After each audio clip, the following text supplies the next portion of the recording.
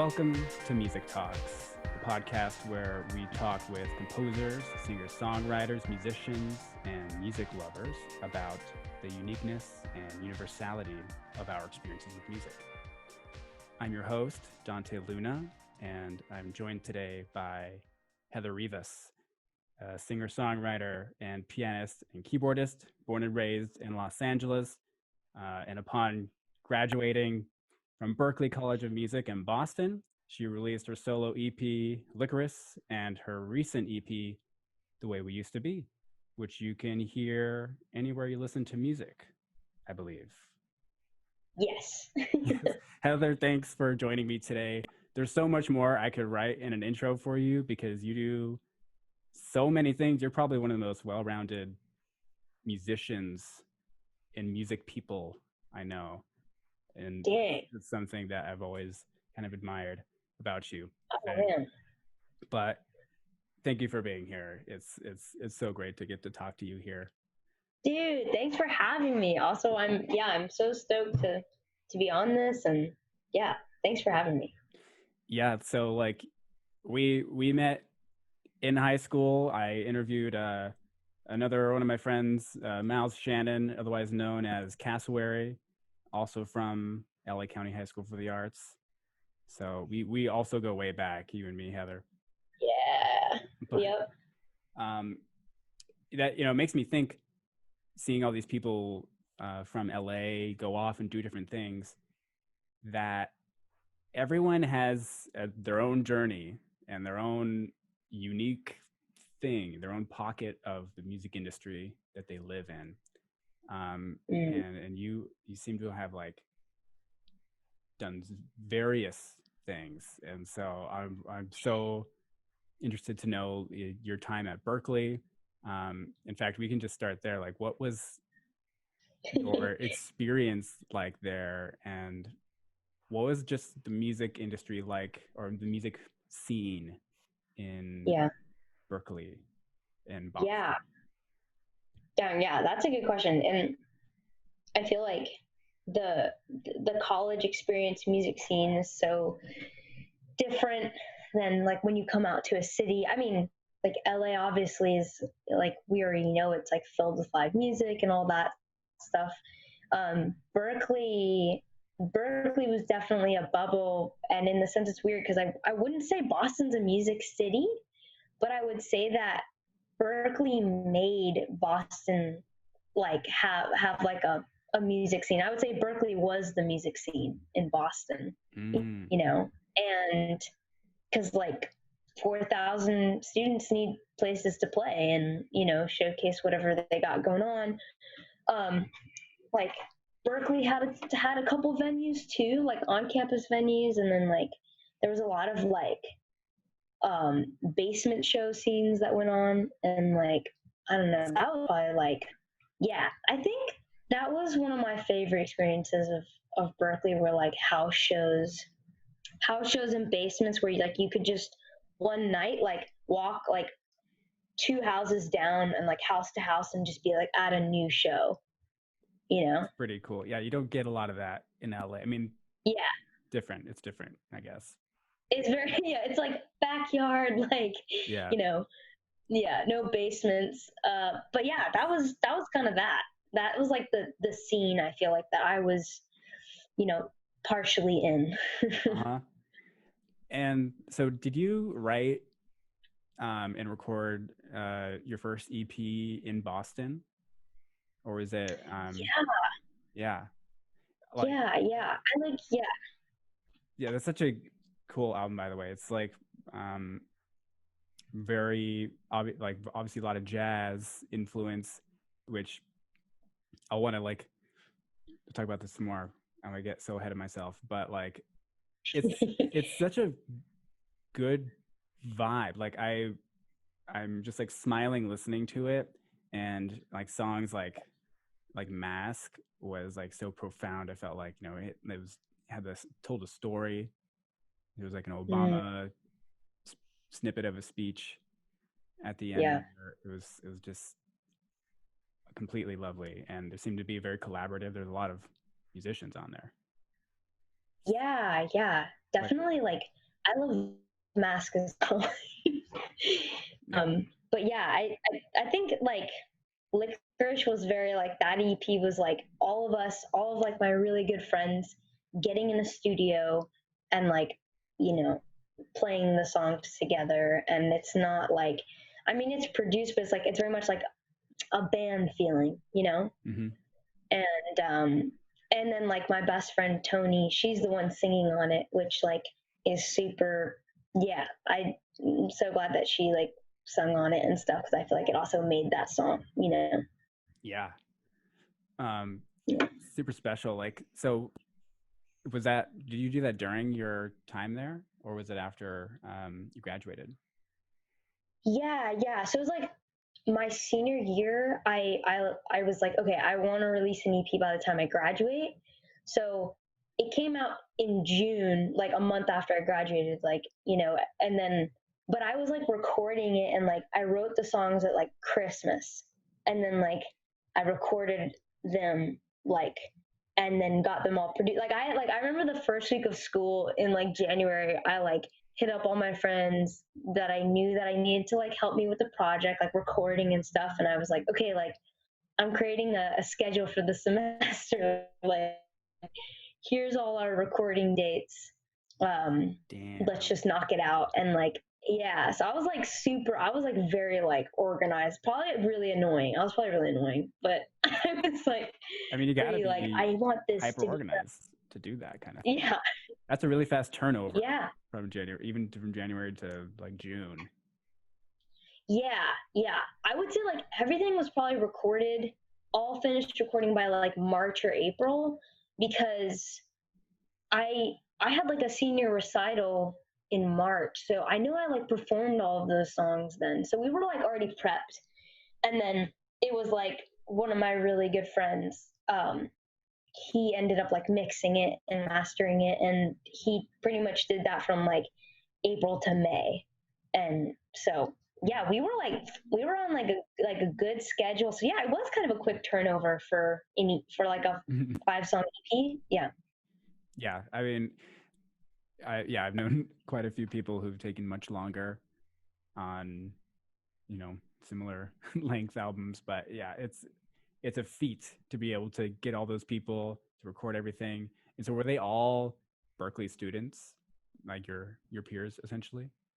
Yeah. They're all Berklee students and they were all like my really good friends and I definitely like it's interesting because I feel like that's the whole thing going into it and like recording. I was just like, I want like all my friends I love to be on this because I just know then like for me at least the most genuine experience will come out of it, you know.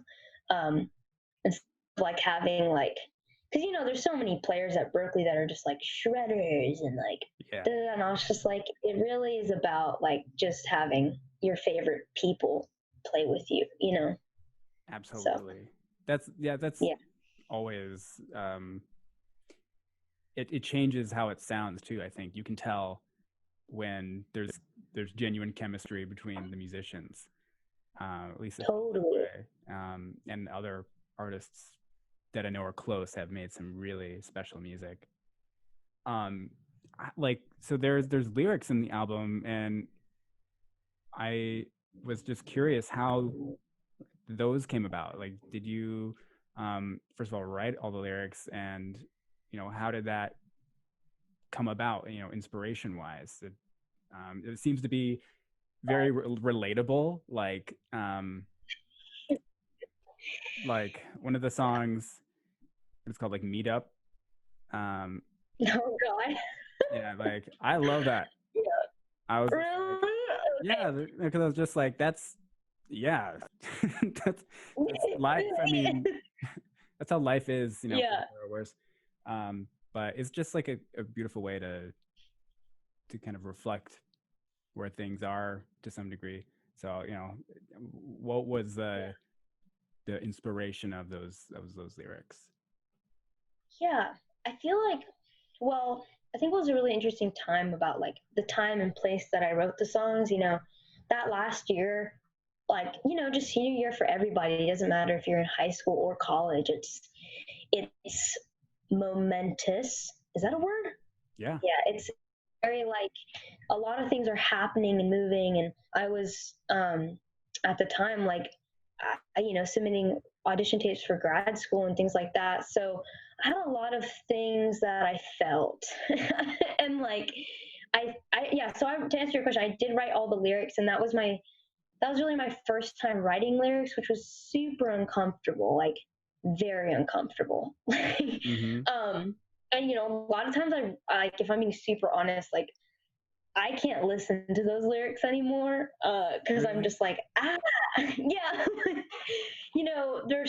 I feel like there's sometimes, but I think like we go through phases and like what we like in music and what we admire in music. So like, now I'm admiring, analogies and subtlety, and I feel like all of like my lyric writing is very just like me talking something out very repetitively, and like Mm-hmm. it's and I feel like that's how I write it. But yeah, like with meetup is, I mean, that's as simple as it gets. That's young young love, Yeah. not even young love, just young whatever, and then Young romance. young romance, all that, and then like yeah, young romance. Yes. And then yeah, the other songs are very like um it's funny because I don't feel like they're all about like a specific um person or situation, but they're more just like feelings that like we all get or have like, Yes. or I hope that it is like feelings that we all get or feelings that we all go through, like uh marinate on it. Yeah. That's a pretty silly song, but it's like I feel like that one's very like it's just it's me expressing my frustration with the fact that like um when you tell a friend or a companion, or you tell a friend like something, and they really just like can't take it in from you for some reason, and so you're just like, they have to sit on that for a while before they can really like take your advice, or vice versa for yourself. You have to sit on information for a while before you can really like, you got to marinate on it. It's funny because when I saw that title, I was just like, I say that all the time. I literally say that all the time. And actually, I think my dad said that to me recently because we're working on a project together. And yesterday we talked about a bunch of ideas, and then we didn't really know where to go from there. And we were just like, all right, let's just marinate on it. We'll come back with some additional thoughts at some point. But Yeah. that's what I really love about, I mean, just the titles themselves. I'm terrible at giving titles to songs or music in general. Yeah, But I feel that. it works. And so, you're saying about the lyrics being, maybe simple or very just straightforward. There's some real value to that, or real like, I think the reason behind that, because a lot of pop music is that it's very Mm, straightforward, at least from the lyrics I know. Although, to be honest, I'm not super in tune to lyrics, at least on the first listen. totally. The music Yeah. always kind of gets my attention first, and then I'll be like, oh, the lyrics are pretty good, actually. Oh yeah, that's like, no, honestly, that's so funny to say that, Dante, because like, I feel like us just come from a very like instrumental background, like instrumental music background. Mm-hmm.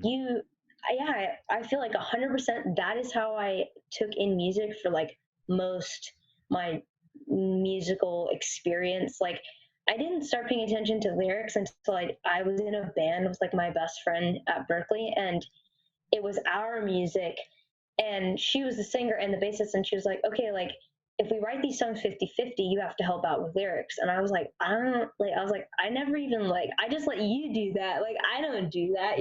I'll come up with progressions, and then like, she's like, no, it's 50-50. You have to like put your input. And I was like, oh, okay. And then all of a sudden, like my ears opened up to that in listening to music, and I was like, whoa, why haven't I ever really cared about this before, like to the same degree that I care about like but it's just like what you pick up on initially in music and just like what you like, you know? Mm-hmm. I didn't know that's what 50-50 meant, actually. Like, you have to literally do half and half everything. Yeah. Well, so like okay, yeah.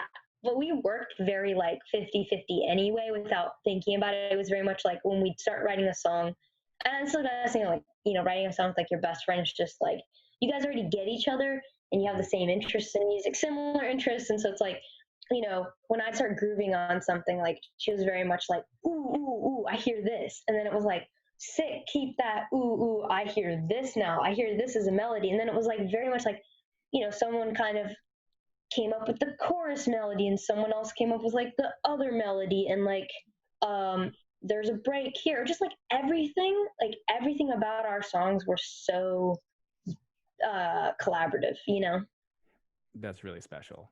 Um, Yeah. I feel like, yeah, especially with, uh, yeah, pop music, or just, yeah, commercial music, for lack of a better word again. Uh, it's it's like inherently collaborative.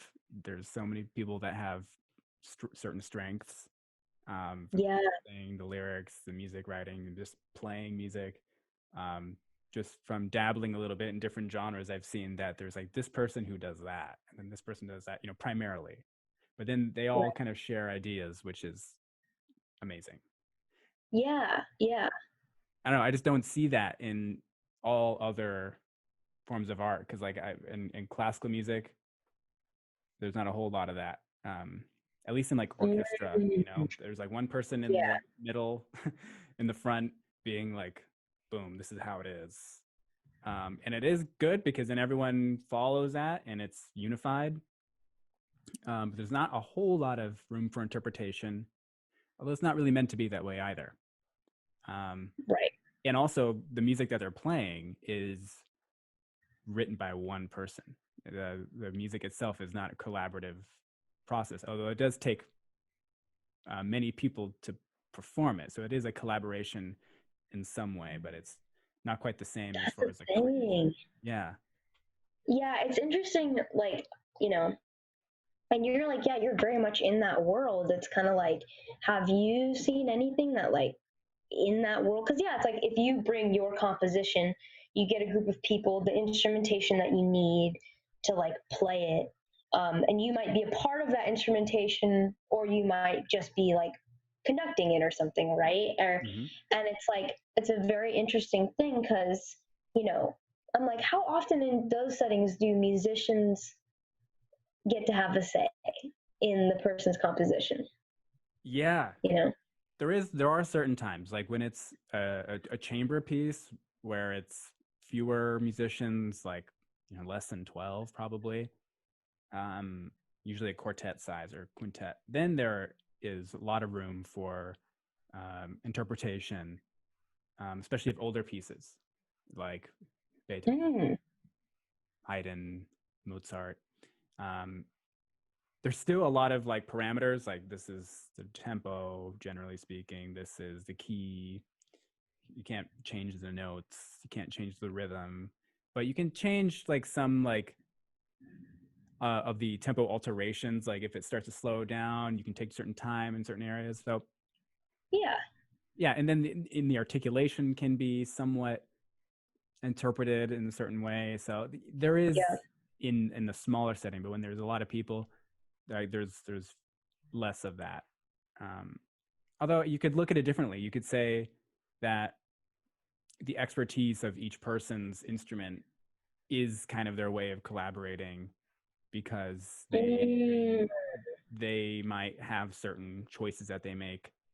Like, for example, so I'm primarily a percussionist in an orchestra, but I'm in an orchestra. Um, I might choose a one triangle over another if uh, if I think it's makes more sense, and so that Yeah. could be a way of collaborating.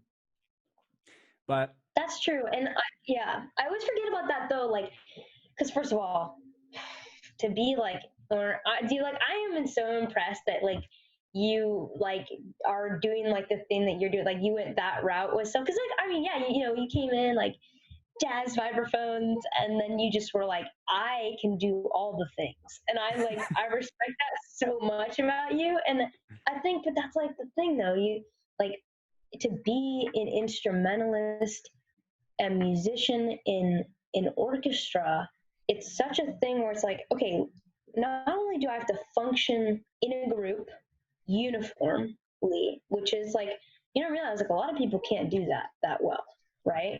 Because so that's already a skill.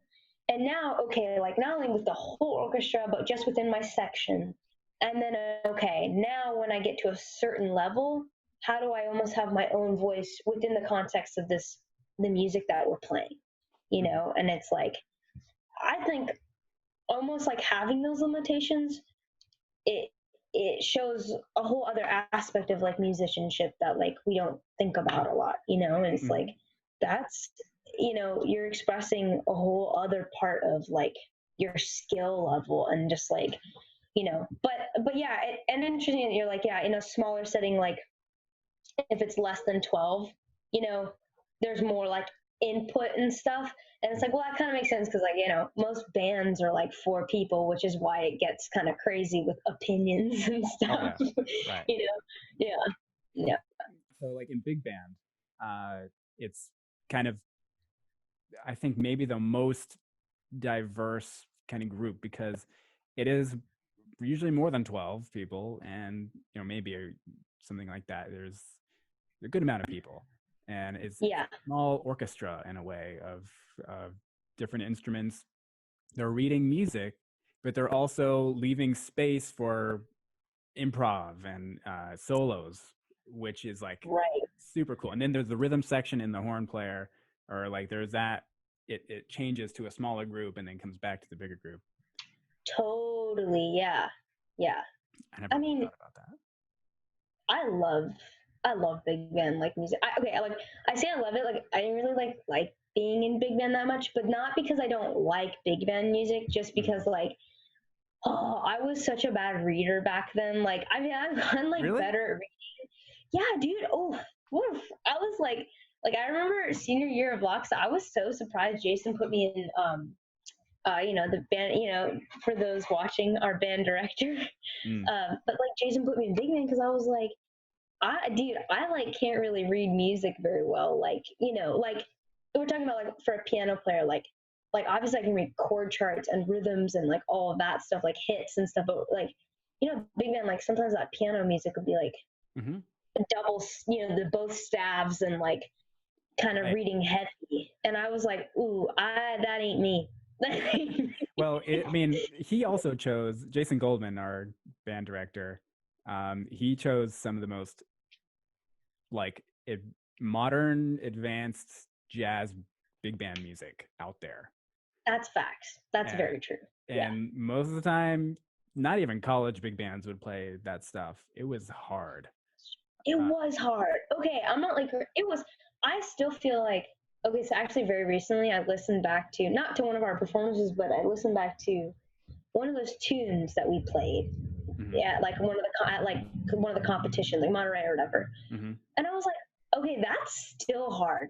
I was like, Yeah. I would still be struggling to read that, like you know. But I definitely think there is huge skill within a big band context too, because you're like, okay, yeah, we're interacting in this, you know, improvised setting, but with the constructs of like the chart and everything. Um, yeah, I don't know. I love that stuff. I think it's awesome.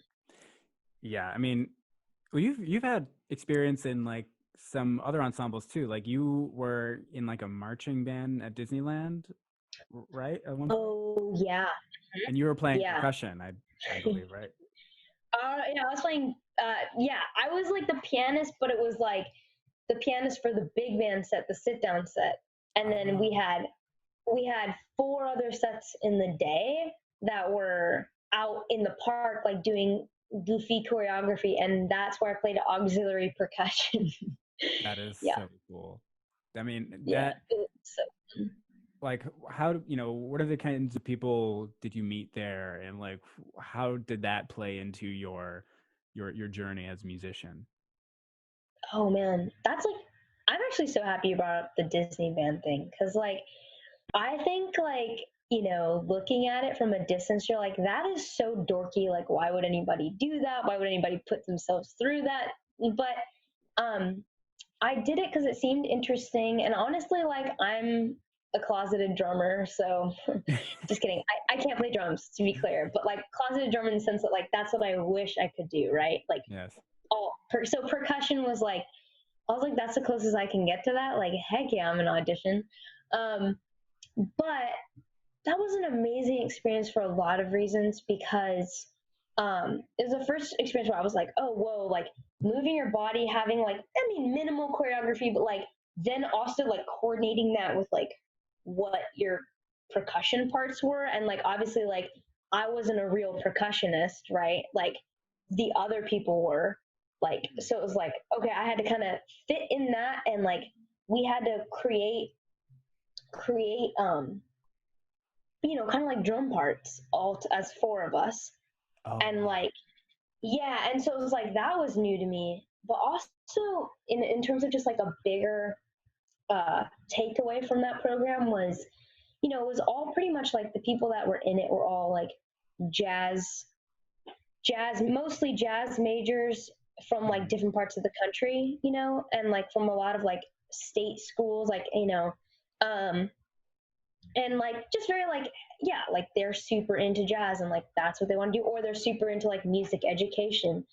um and I think like what was so nice about meeting those guys is that there wasn't this vibe of because I did that freshman year, like after my freshman year at Berklee, and you know it was pretty like I was like the youngest in the group, and I felt like it was the first time I met a bunch of jazz musicians who were just like super kind and not vibey, you know? Really? Yeah, like not Yeah, like throwing shade all the time. yeah, no, like there was just none of that. It was like not really the vibe. And I think it was just because if you think about it, like, well, think about all the types of jazz musicians that would be applying to like Disney band. You're like, they're going to have like a more Gentile personality sometimes, not all the time.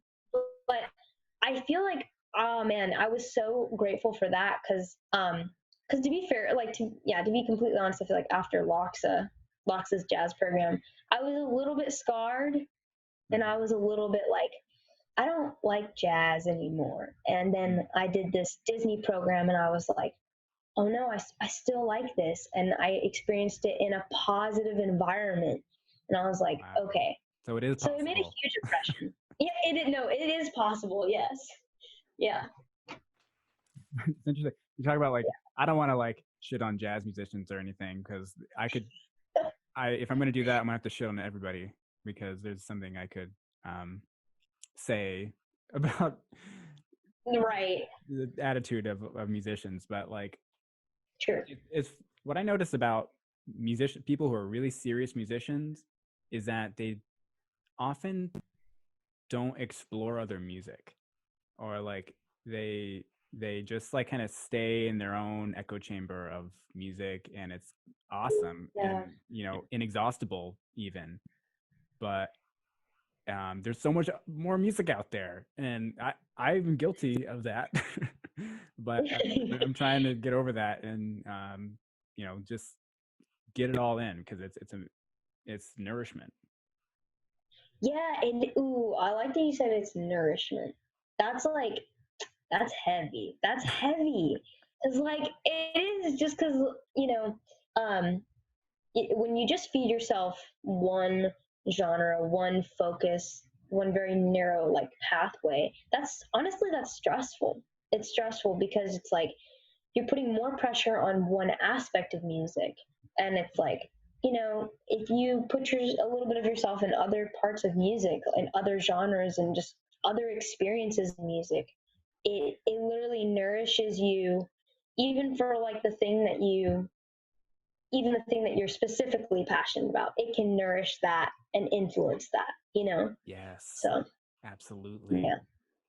Yeah. I mean that is just like the theme of the century. I feel just because like or just the hybridization of everything, but namely music.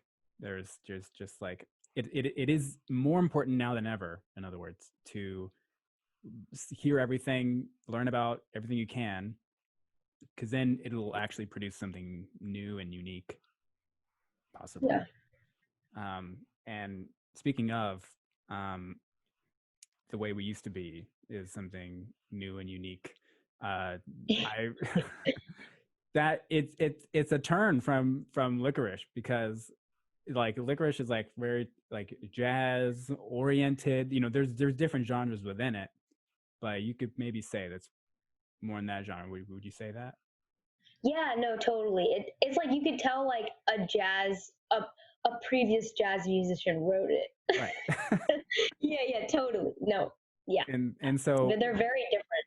yeah, so like what inspired that that shift? You might not have even been aware of that. Could have, I'm sure it was just a natural evolution, but I'm very curious about that shift. Yeah, yeah. Yeah, there's definitely a shift. I feel like, well, I think like I started getting into more just like producing and things and kind of like, not really um kind of, well, okay, it's a lot of combination of things, right? It's like music that I was listening to, and like we were talking about Japanese house and stuff, and like Yeah. I've also been, I'm like a crazy fan of the 1975, which Oh, yeah. I mean, like, I'm like anybody who doesn't like the 1975, I'm like, whoa. But I've just been listening to a lot more. Yeah, you could say commercial music, and that stuff is really like what I've fallen in love with more recently. And then the way that the EP kind of came about was, honestly, I was just off tour, and a friend of mine who like produces, he's amazing. His name's yeah. Jorge Arenas, and he and I went to Berklee together. And like I just remember, like I had downtime. I had like 2 months off tour out of the year, and I was like, oh, I want to write music. I like want to, and I kind of had an idea of the sound that I had in my head, but I didn't really have the skills yet on Ableton and like, to like really do that myself. Mm-hmm. Um, so, and like Jorge also, he produced like one of my other friends, and I was like, yeah, I love his sound that he gets like out of collaborating with people. So I was like, and we're just really good friends. So I was just like, hey, Jorge, like, want to make a beat or something. And then we just kind of like we wrote a couple songs together, like literally just in my room right here, like Wow. at this desk. And and I remember it was just like a month or 2 months of just like, I remember one day he was like, oh, Heather, like he just sent me a text and was just like, I'm kind of sad today, like want to make a sad trap beat. I was like, I would love to make a sad trap beat. And like the intention was literally like, I had no intention of like, this is a project that I'm releasing, like so different from Licorice, even organization. Like I had no intention, like, just zero intention of releasing music. And, or not zero intention, but I just was kind of like playing around and having fun writing stuff. And basically we wrote a couple songs, and then I was like, I like these songs, and I really like how I remember there's one of the songs that I released was called like Just Own It. Yeah. And I remember that It's a hit. one, yes. No, thank you. But like I remember just being like, I want this fill. Like I want this fill so badly before I went. And I remember like that to me was like very much influence of like a very specific like 1975 drum fill. And I was just like, I want all these things that I'm from other music that I was listening to, pop music that I was listening to. And then I felt like really like what came out, the EP that came out was very much a collaborative effort between Jorge and I. It's like, and so it's under Heather Rivas, but I would say it's like equally his. Yeah, it was just like a very good mix of the two of our personalities into like music. Mm-hmm. So yeah, it was kind of like the songs got done, and I was like, oh wait, let's actually like let's do this. Yeah. Yeah, Yeah. it's so great. Like, I don't know if there was a like overall message of the EP, but I think just own it is a is like a kind of encapsulating because that was the first single, I believe, if I'm not mistaken. Yeah, yeah, And I yeah. remember watching the video, which was just like so like happy. I don't know, it made me really just like feel good. And it's very catchy too. Yeah. A lot of the songs, and actually on Licorice too, the even though it's jazz, there's still like melodies and things that you can latch onto, and then there's time for solos. It's very well done. So, Thank uh, you. yeah, like especially on the way we used to be, I just love like the bit sound on it. It's kind of like, or I don't know, it's very like I don't know, like video game. I don't know the correct words really. Yeah. Melody is so cool, the beat's so cool, and just like the sound world. Um, Right. Right. but like, how did you guys make, or how did you guys start the songs? Like, did you have just Totally. um, like chords and lyrics, or Right. Yeah, yeah. I'd say like we started stuff from scratch because it just kind of initially was us like hanging out, and then I think I had an idea of like I was like, yo, I kind of like want. I think the way we used to be was the first one we did, maybe, yeah.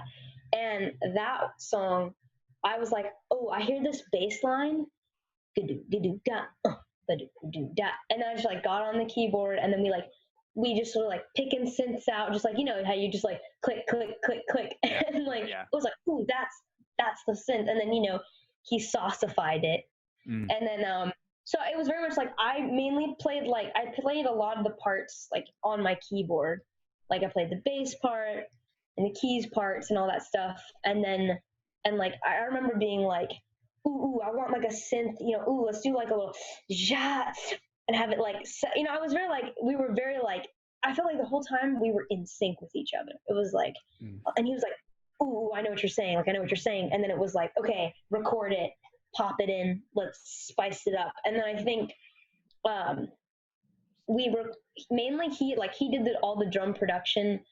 I think I recorded like a little bit of drums, like I did some ride and like a snare, but it's so mixed in with like also like his drums, like Mm, just drum product, like samples and stuff. So mm. it's all mixed in, and then I think. Oh, and then I do remember this. I like definitely heard that. I was like, you know what I really want? I was like, and it's crazy because I'm thinking about it now. I'm like, it was inspired from a Japanese house song, Mhm. but I was like, but it sounds so different. Like I do realize that it doesn't sound like the Japanese house at all. But I was like, ooh, the Japanese house did this thing where at the end of their chorus they had like a single note line that was almost like a post chorus, or like it was also just as addictive, like Yes. on an instrument, And so like at the end of like the chorus of the way we see, I was like,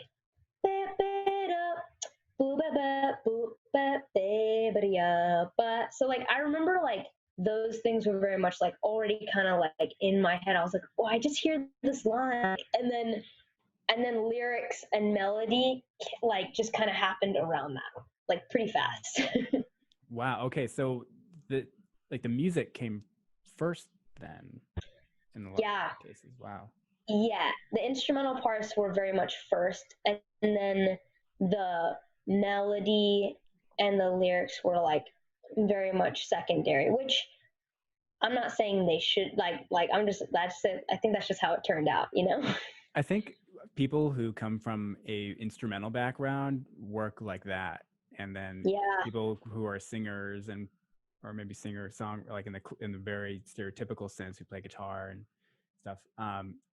They I think usually come with like lyrics and melody first, and then they fill it out.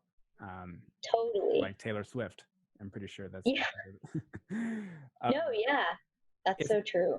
And so what about like Licorice? Did was it the same way where you came with music and then you were just like, oh, I'm gonna put some lyrics on this?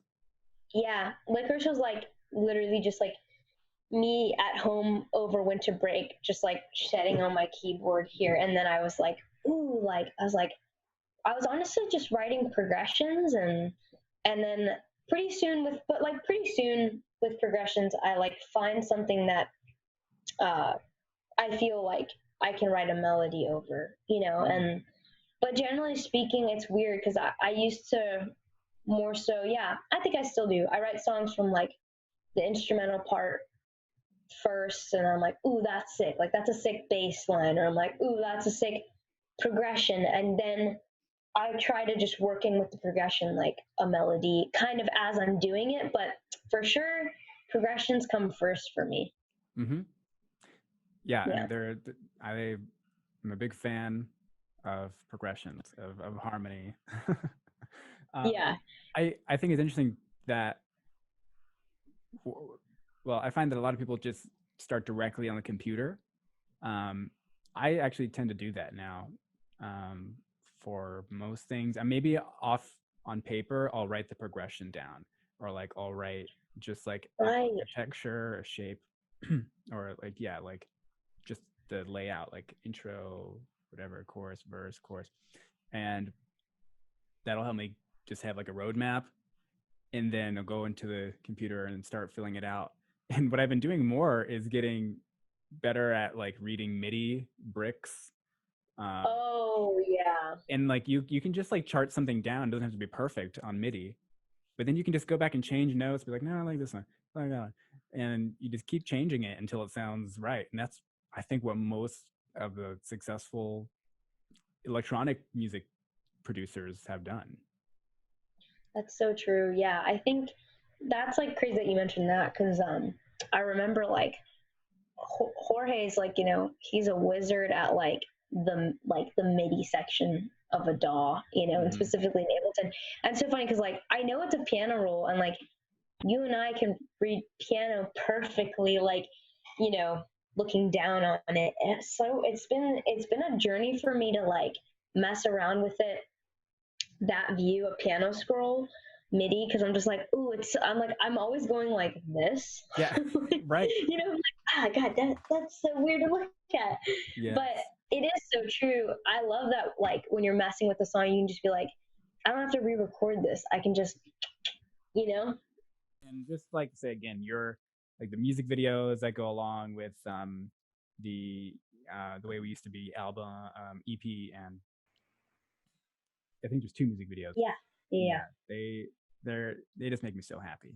And if you haven't Oh, checked them out, you guys got to listen to it, watch it, because it just will make your day. I swear. And like it actually is something that I feel like reflects your character, like just like this like positive, good vibes. And like I mean it really seriously. It's interesting oh, to see like a connection between like your music and your personality, because you've always been just someone that I've thought of as just a very positive, uh, optimistic person, but also like mm, very smart and intuitive and realistic. So mm. I was wondering like if there's anything in your life that has made or like influenced you in that way, have just like made you have a Totally. certain kind of mentality like that, because I love it. Yeah, I feel like it's crazy because like it's so interesting here, just like someone else's perception of of you, and it's like I it's crazy because I wouldn't think of myself as a positive person. I think I'm always trying to be positive because like what's going on up here is like Mm. and so I'm just like I feel like I'm very like yeah, I'd say I'm like I feel very realistic, and not like pessimistic, but just like realistic about things. And so I'm always like, when I see things, I feel like from a realistic standpoint, I'm always just trying to be like, okay, well, if that's reality, like, how do we deal with that, and hopefully hopefully in a positive way. Um, no, but that's so interesting. I think um, I like if we're talking about just like how I've approached art recently in terms of like more of a life outlook. Um, the music videos, like I said, I had no intent of like even like really doing this, and then I was kind of like, if I'm doing this, like I want to do it, and I was like, do the artist thing, like, and have a good time while doing it. And I felt like, you know, of course it's like it's stressful and I had to like save up money and like to like be able to make like my low budget music video, but I felt like, you know what's crazy? Okay, I feel like this. Like when I make a music video, I want to involve all the things that like made me happy as a kid. Mm-hmm. So like cars really make me happy.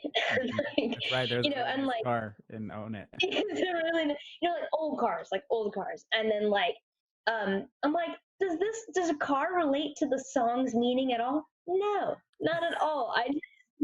I just want a car. Like it's really as simple as like, you know, how is this gonna this makes me happy, so maybe this will make someone else happy, you know? And then like um in the other music video, uh I had like skateboarding in it, you know? Mm-hmm. And I'm like, skateboarding is something I like love. I can't really do it anymore because I can't injure myself, but Right. that, yeah, but I love skateboarding as like growing up, and I was like, I gotta have skateboards in it. Doesn't make any sense with the music video, with the song's meaning. I want skateboards, and I'm like, Yeah. so I feel like sometimes, you know, I think art should be thought out for sure, and have, you know, intention. Mm-hmm. Um, but I also sometimes think that art can just also be super simple and like, I don't know, I just like that. So Yes. I'm gonna put it in a music, you know? So I feel like that's Yes. my, if that is a summary, I don't even know if I summarized anything, but that's kind of how I feel. I just want to like have a good time. I've been becoming more open-minded about art. I've used to be kind of snobby about it sometimes. Like, I don't know, and it wouldn't really make sense because I would contradict my opinion sometimes. Like I would Mm-hmm. like certain things and be like, I like, or for example, if I'm like in a museum even, and be like, I really like modernist art, but I hate postmodernist art because it doesn't have any meaning, or it's just like it doesn't, it's not functional or something like that. And then I would find myself really loving just one piece of art, and I'm just like, damn it, that's actually like postmodern, isn't it? Like Jackson Pollock, I think, is an example of Right. postmodern with all the splattery paint, or like uh what's his name? Not Morton Feldman. Morton Feldman's a composer, but the one where it's like just like one color, or like, you know, a couple shades of Is color. is that Rothko? Rothko. Yeah.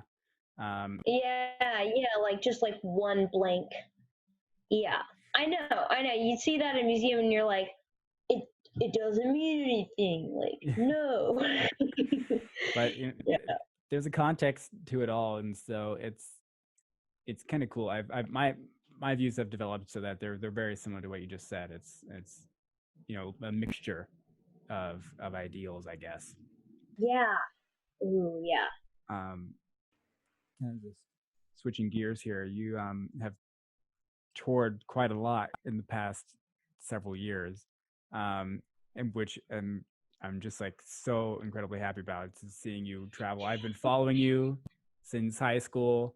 Um, I haven't really seen you much over that time, but Ooh. you've gone everywhere, it seems, and you're endorsed by, or you're sponsored by Nord now. Um, you know, just congratulations on that. That's so cool. I got my Nord Electra right here, and I love it. Um, Ooh. big fan. Ooh, yeah. Yeah. Me too. But where were some of the places you went, and like what were some of the most interesting experiences along that time? Yo. Oh man. I love talking about travel. Yeah. I feel like, ooh, okay, so yes, I got to go to a lot of places. I definitely still haven't done like Tokyo yet. And like that's definitely like I want to do that at some point. And like different parts of Asia I haven't experienced. But um I don't know, honestly, I think my favorite spot we went to, it was like probably the hardest, like the harshest travel I've experienced on my body, but was when we went to Australia. Oh yeah, that's Yeah, the other side of the world. literally. And you know, like if you're going to Australia from LA or just like from the West Coast, it's still long, but it's a better route. And we were coming from. I remember like it happened actually, literally like today or tomorrow this time last year, which is crazy to think Oh, about. But we went from we had to fly from France. We played a festival in France, and we flew like 6 a.m. in the morning, France to London, and then we went. Now we were going to start our trip to Australia from London, which is like way too. It's like super long. So like we flew to back to the States. oh, Yeah, I know. I know. We had just been in the States, so you're like crazy. France, London, little stopover in London, hop on a big flight to LA. So Mm, London to LA. And then we went like LA to Hong Kong, mm. Hong Kong to, and I think it was Hong Kong to maybe Melbourne, and then like, or Sydney, and then like Sydney to Gold Coast. So it was like one, two, three, I don't know, like 4 flights or something crazy. And our guitar player started a timer from when we left France, and it was 42 hours of travel, Holy just like shit. 42 hours, yeah. And so that's what I mean, like the harshest on my body, but the best reward was Australia. It was gorgeous, and I felt like the shows were all really fun. So Mm-hmm. I like the vibe there. Yeah. Yeah, that's something I hope to experience someday. I mean, specifically Australia. It seems like another world essentially, but they have similar tastes, but I'm sure different ones too. Um, Yeah, like you probably didn't spend a whole lot of time there, and or maybe you did, but what like yeah, we did. what did you get from just Australia? Like the vibe of the people and the reception of it all as a performer. Yeah, well, I guess we were on. I guess what they consider their East Coast. I apologize if anybody Australian is like listens to this because I'm probably not. Just maybe I'm talking about the wrong side of the country. Well, anyway, they're Sydney, Gold Coast, and Melbourne. They're all on the same side. But those are the three cities we went to, and we were only there for like 3 or 4 days. So it was a super short, compacted trip. But I will say that Gold Coast, it's right on the coast, and it's a very beach feel, resort feel. And then the other places are more like proper cities. But the the whole vibe over there honestly reminded me of Southern California. You know, Mm-hmm. like, and I feel like maybe that's why I liked it a lot. Is it felt just like paradise a little Mm-hmm. bit. Sure, um, yeah. yeah, I think I liked that, like that kind of aspect of it. Weather was nice, and like it was technically winter there, you know? Oh yeah. So, yeah. That is really interesting.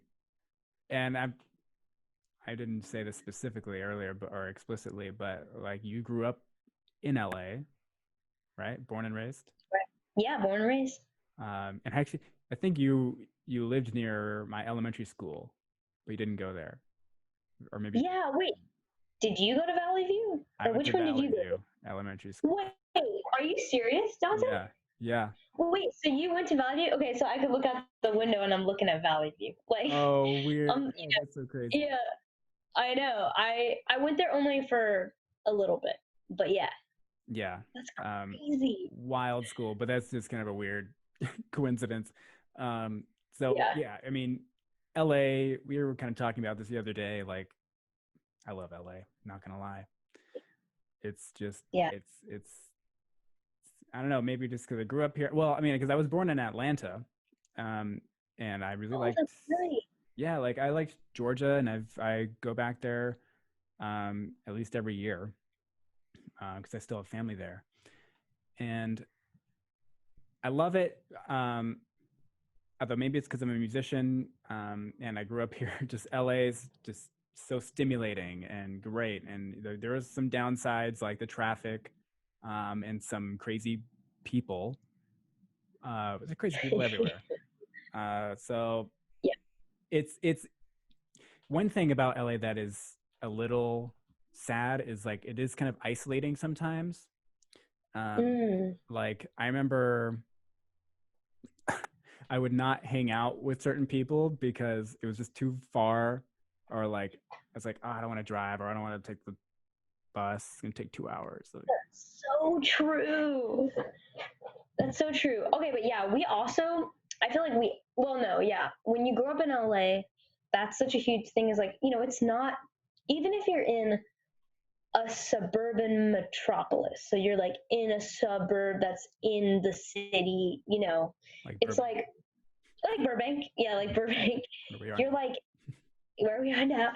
Like Burbank, I love Burbank. But at the same time, you know, for you, if you had a friend that would lived in Santa Monica, you're just like, oh, like, well, sorry, like our friendship can kind of only exist at school because my parents don't want to drive me to the west side. Right, right. Yeah, yeah, Yeah, I feel that. yeah. That was like probably the only thing that was disappointing. But hey, we grew up with technology. We're texting. There's that we Yeah. think we got by okay. Um, Oh yeah, yeah. but like now with with the Rona out there and the whole pandemic, it's changed things a lot. Like I was mentioning how we are so isolated just by the location of Los Angeles and being how it is. But also and I say this more with the younger generation, they're isolated just by their phones with even without a Mm, pandemic. Like we kind of isolate ourselves voluntarily and yeah, um or maybe not voluntarily, but it's just the way we interact now. It's I don't know. But now that the true. pandemic happened, we had become like truly isolated, at least for a little bit. Um, and that I think has played a huge toll on people. Yeah. It's traumatic. Um, so I don't know, how has the experience been for you? It's been crazy for everybody, but Yeah. have you been doing during this whole thing? Yeah, man. It's I've been doing all right, I would say. If I'm being super honest. Like I think like it's normal, but I think that I go through like days where I'm like, yeah, I'm good. I'm good. Like I'm chilling, and then I go through days where I'm like, I can't, I need this pandemic to end. I can't live my life in like uncertainty of like what's next, and especially career wise in music, it's so hard to know right now, especially if you're doing music in the United States. It's Yes. so hard to know what's going to go on with live music and all that. So I think the vibe has been maybe trying to be comfortable with uncertainty. That's been like the my theme, I feel like, and I'm just trying to like live in that and be okay with that. Yeah, I mean it's certainly not easy to try to be used to living in uncertainty. Um, Yeah. but yeah, I was talking about that with my dad as well, being like, um, talking about how we're all experiencing this uncertainty together, but like starting to accept it.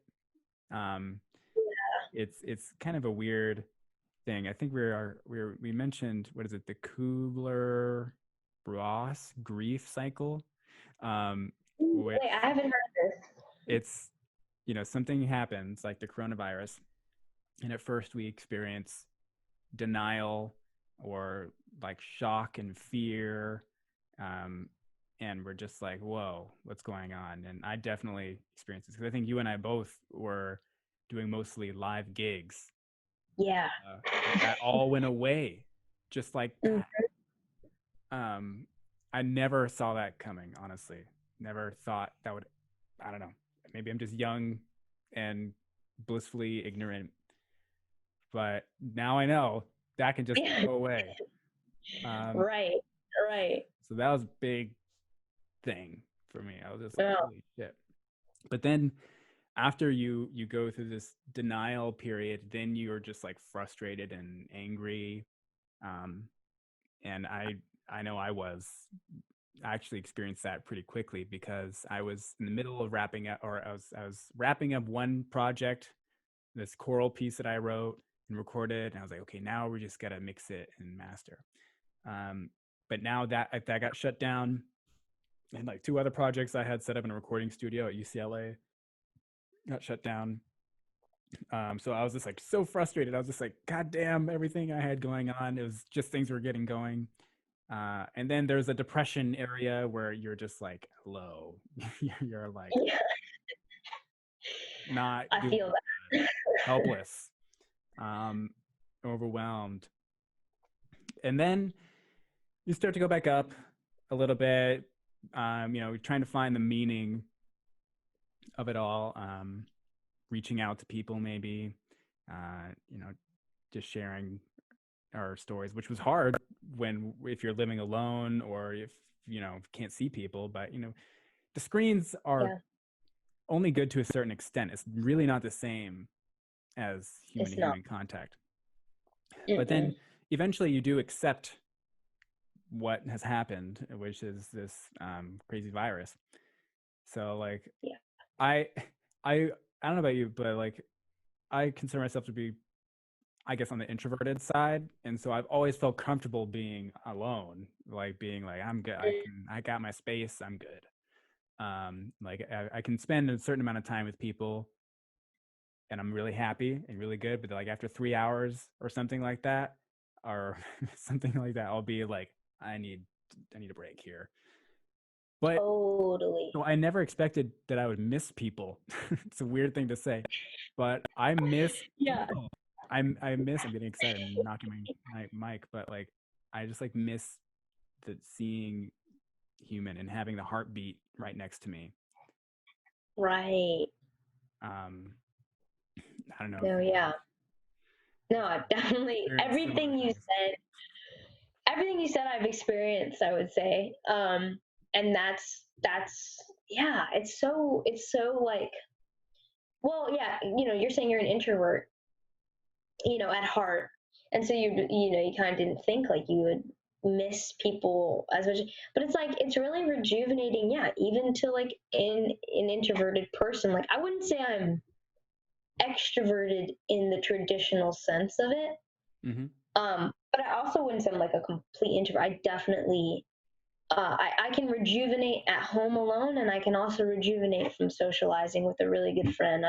I feel like this is rejuvenating to me, and it's like, Yeah, and yeah. and it's like it would even be more rejuvenating if it was in person, and I'm like, that's like, so I would say that like, oof, it's been tough on me to not see people um in person. Like I definitely, I don't know if I lean on extroverted side or if I lean on introvert. I would say like I'm somewhere in the middle there, and you Mm-hmm. know, I need that for sure. At some point, I'm gonna need that.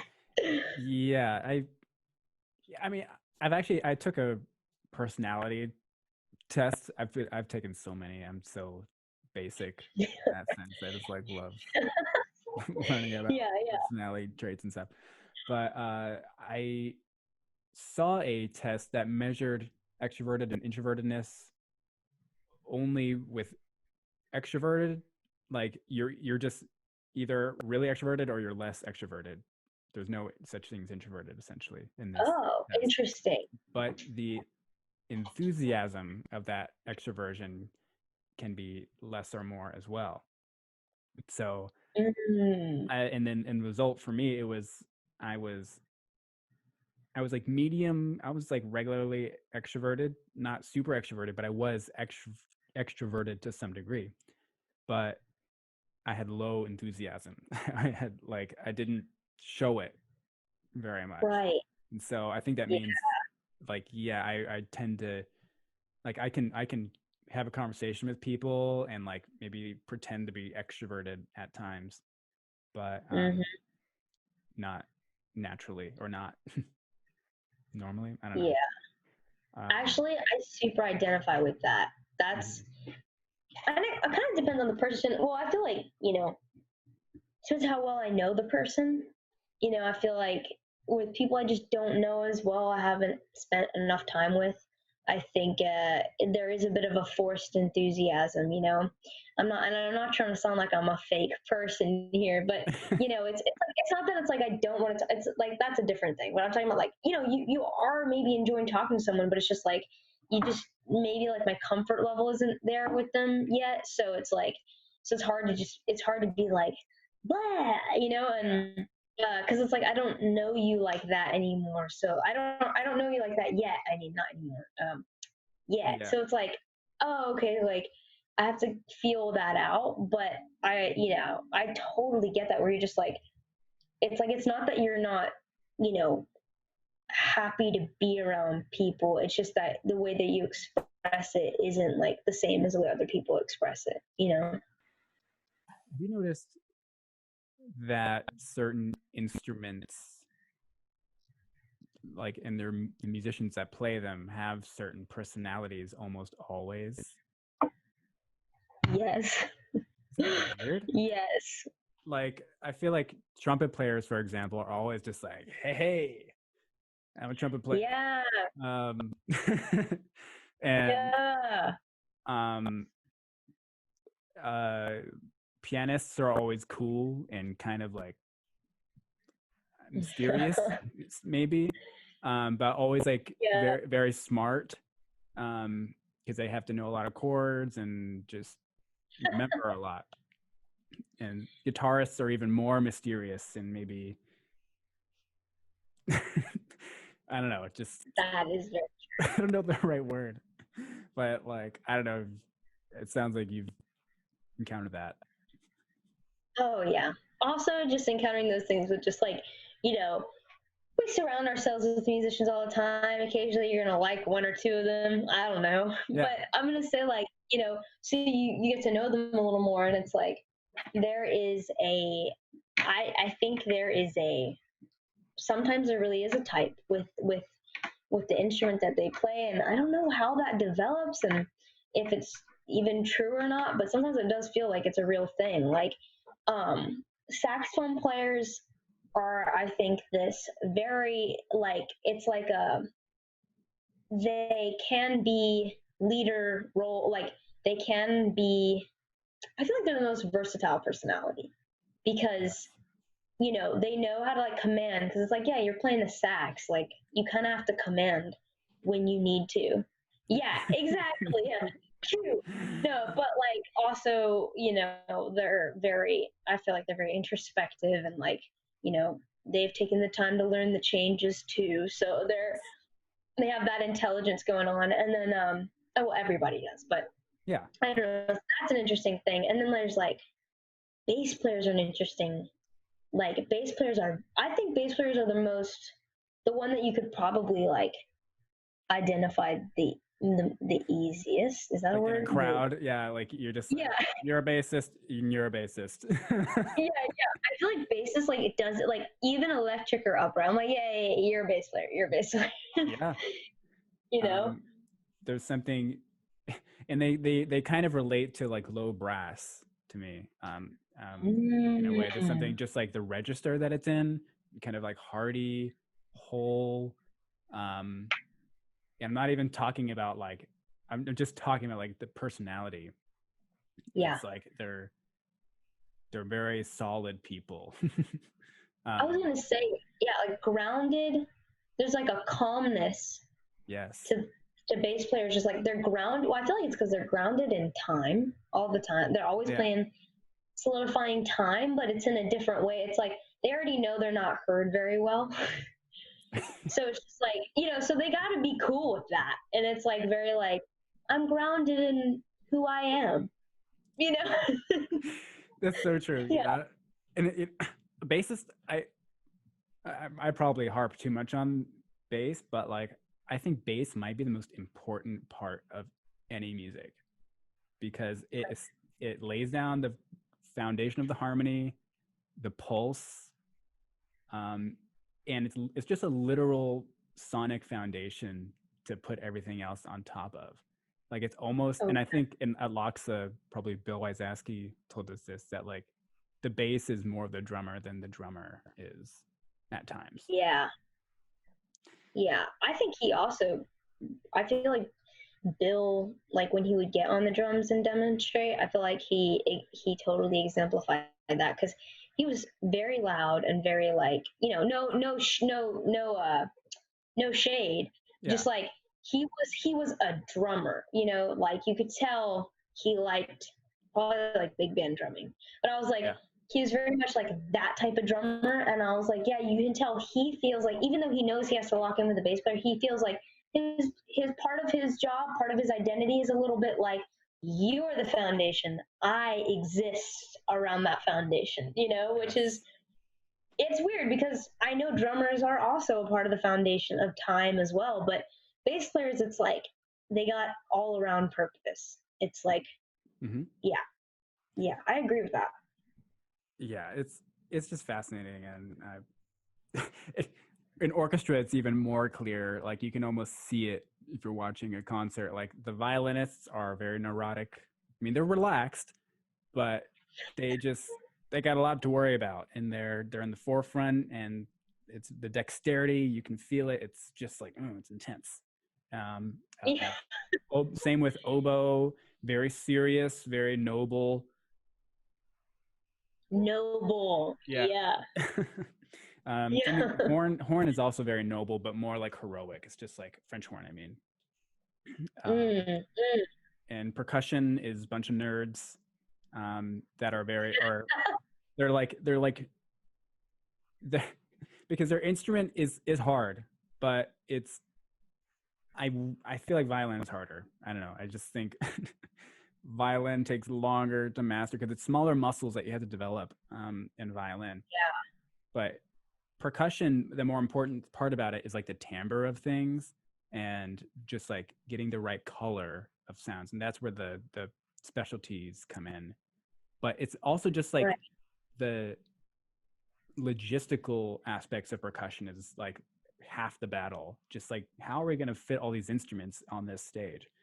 Stuff like that. People, that's a percussionist right there. It's just people who think kind of logic. Totally.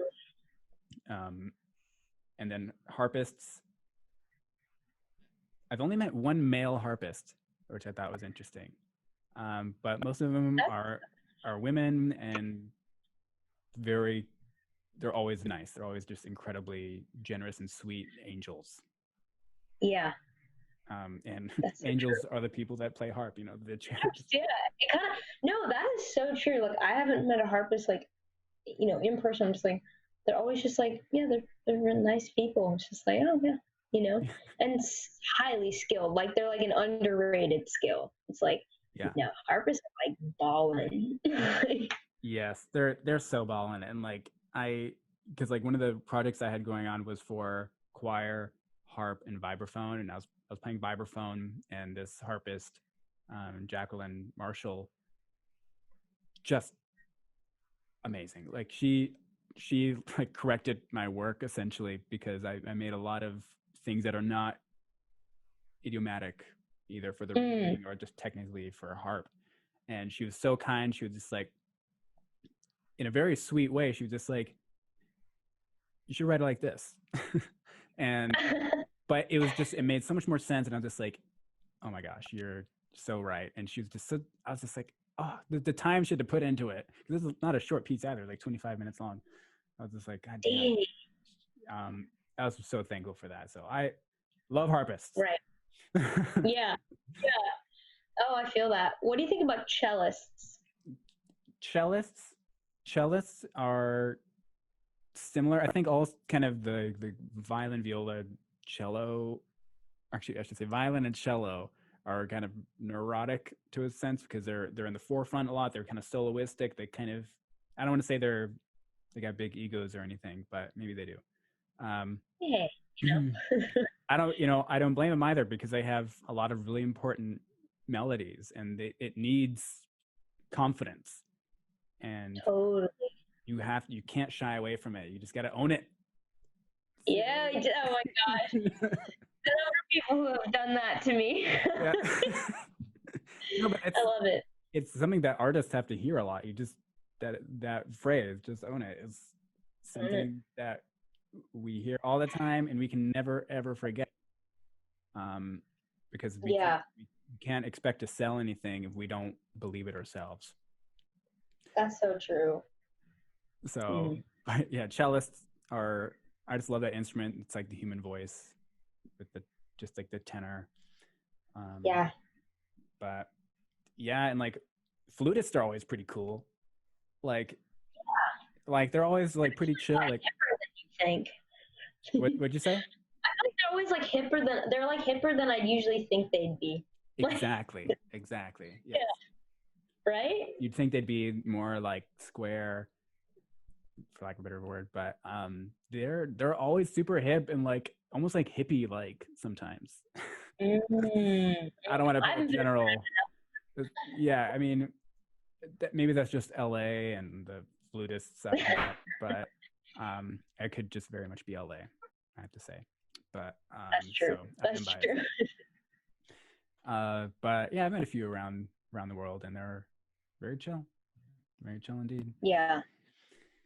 Um, Yeah, it's interesting with instrumentation, the personalities that come with like the instrumentalist, but then also just how your instrument affects like your voice in terms of your musicality and like how you write music. And I feel like your instrument affects that so much, you know? yes, and Yeah. maybe we choose our instruments based on our personality, even like if from a young age we don't even know ourselves wholly yet, but we deep inside just kind of know, and then maybe that's Yeah. what brings us to attracts us to certain instruments. I'm not sure. Yeah. I think so. Yeah. Um, but it's interesting because like I have all these instruments now. I put up this screen because I didn't want you guys all to see my mess of instruments. But I was thinking about moving recently, or just like the prospect of moving into my own place, or a new place rather. And I was thinking, wow, I kind of don't need a lot of these instruments anymore. Like, one, because I'm not doing Mm. any gigs, but two, because the computer, like, I just need like a keyboard and maybe a couple other keyboards that I like, but pretty much I got everything I need with just my Yeah. computer. It's a weird thing to acknowledge.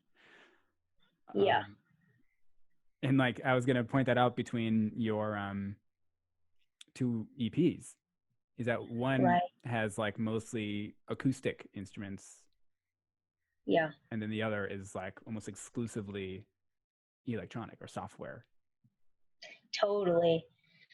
Yeah, that's like, and that's just like, I guess maybe that's adjustment to, I definitely adjustment to the music that we hear today.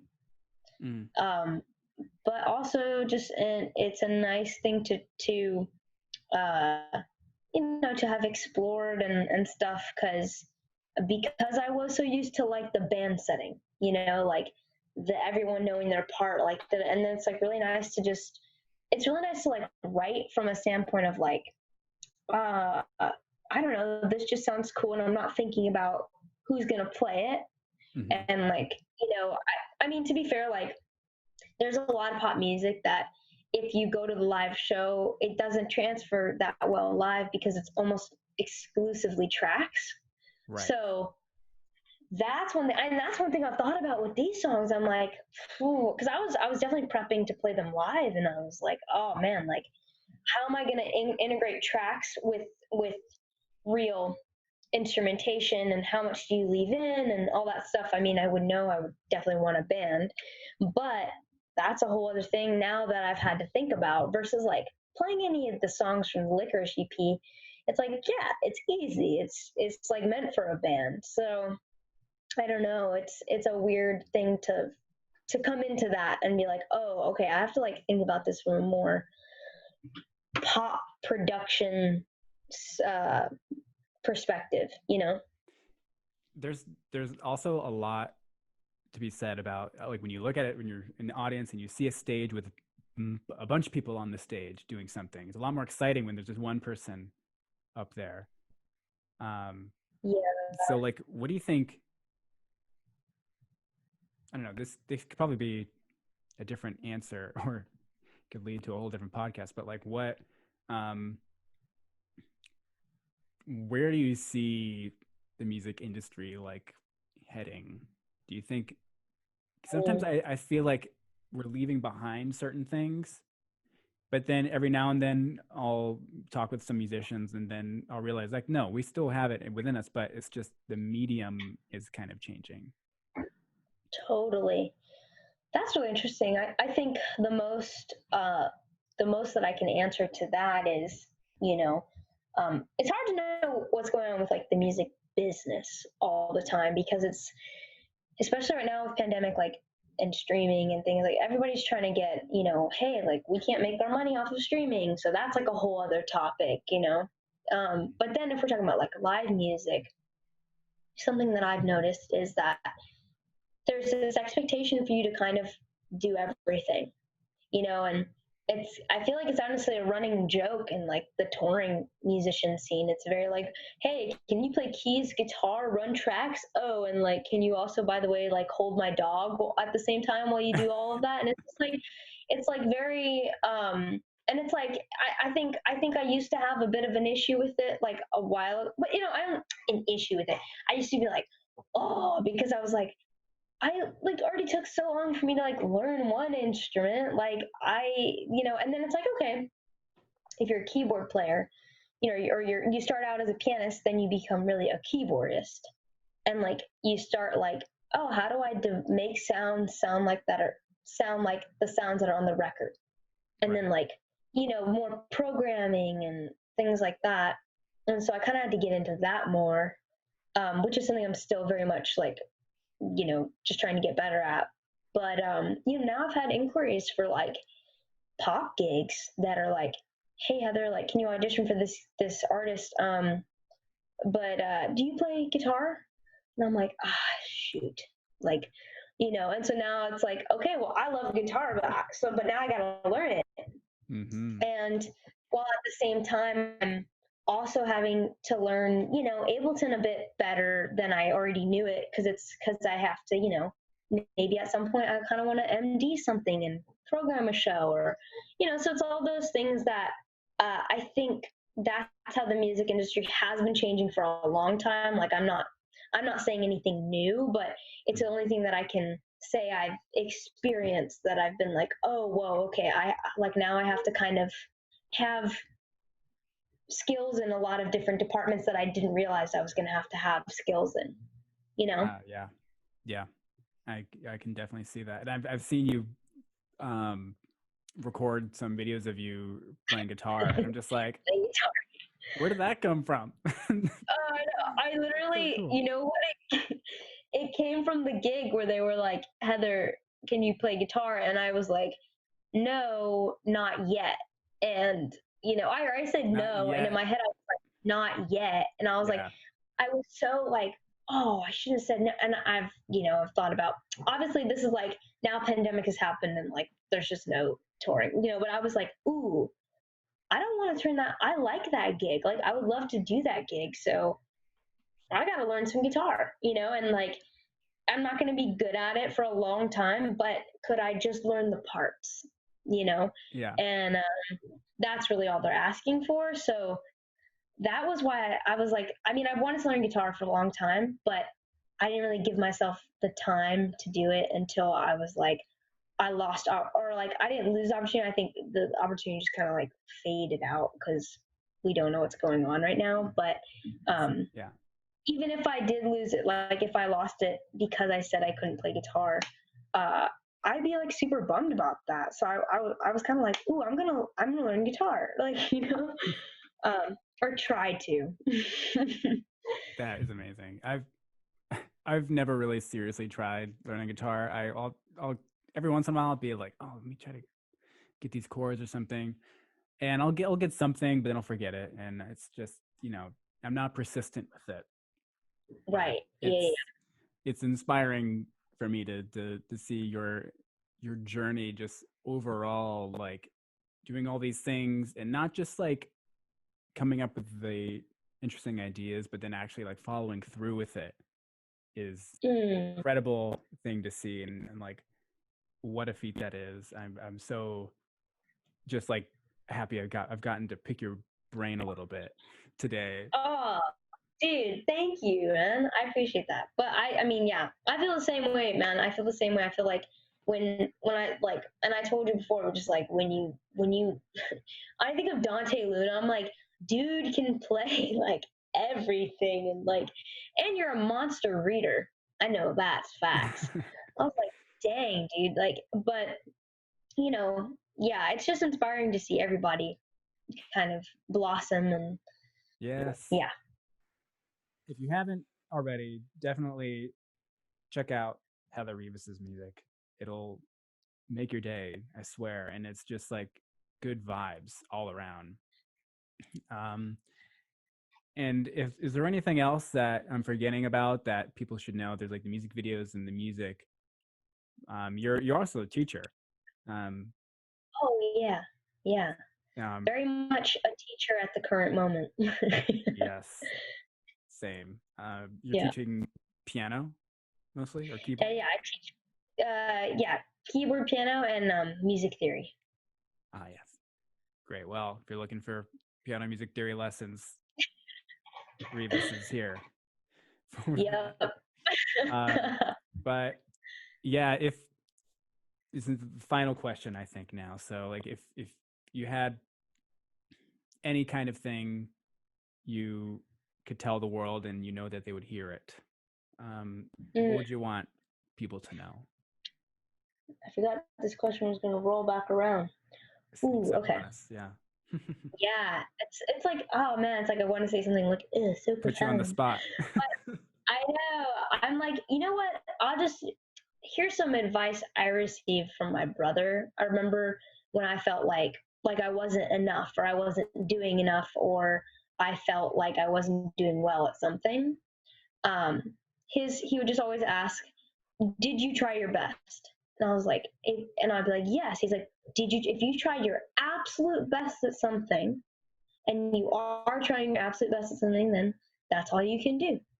And I think sometimes like you need to hear that when you feel like you're, I don't know. I think I needed to hear that at certain times when I felt like I wasn't achieving something at the very moment that I was working on it, you know?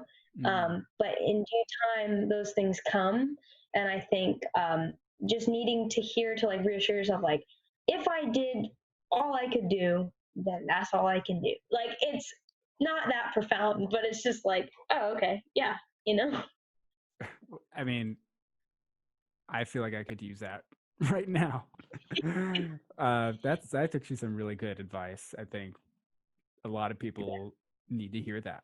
They need to remember that. They probably already know that even, but Right. it's important to remember. If you're I actually heard another version of that from doing P90X when I was in high school or something. I did P90X, this like workout thing. Whoa. Yeah. They said, do your best and forget the rest. Yeah, I like that. That's got a nice ring to it. Because it's almost like saying like, you do your best. That's all you can do. It's very wishy, you know. But like, do your best, forget the rest. I like that more. Cool. Yeah. Well, awesome, Heather. Thank you so much for joining me today. I really enjoyed it. Same. We'll have to meet up when the dust settles, and we'll have to like make some music together and do all that. Yes. Yeah. Yes. Oh my God. Yes. Well, keep hanging in there. I'm looking forward to just seeing what's next. We're all in this together. Yeah. Thank you, Heather Rivas. Thank you, Dante. All right. I'll chat with you later, man. Awesome.